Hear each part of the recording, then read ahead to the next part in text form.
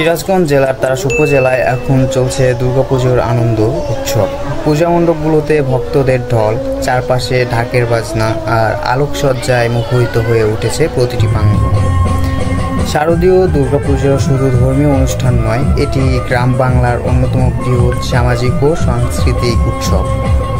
পরিবার, পরিজন, বন্ধু বান্ধব সবাই একসাথে অংশ নিচ্ছেন এই আনন্দে।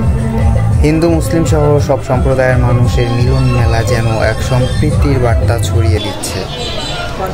উৎসবকে ঘিরে উপজেলা প্রশাসন নিয়েছে সর্বাত্মক নিরাপত্তা ব্যবস্থা। আইন শৃঙ্খলা রক্ষাকারী বাহিনীর কঠোর নজরদারিতে নির্ভয়ে পূজা উপভোগ করছেন দর্শনার্থীরা।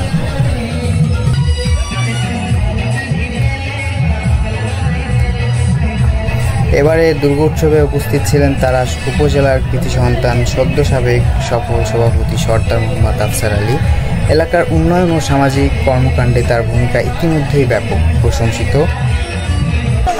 এছাড়া সর্দার মোহাম্মদ আফসার আলী জানান যে জনগণের যে কোনো সমস্যা সমাধানে তারা সবসময় পাশে থাকবেন। বিভিন্ন সমস্যার কথা বলছেন, সেই সমস্ত সমস্যা আমরা সমাধান করতে চাই।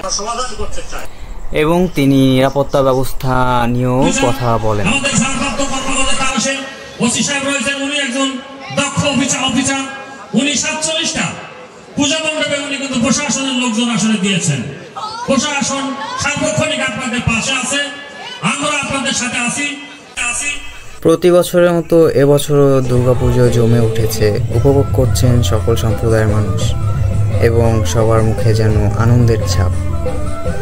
জাকারিয়া হোসাইন দুরন্ত, তারাস, চ্যানেল আগামী।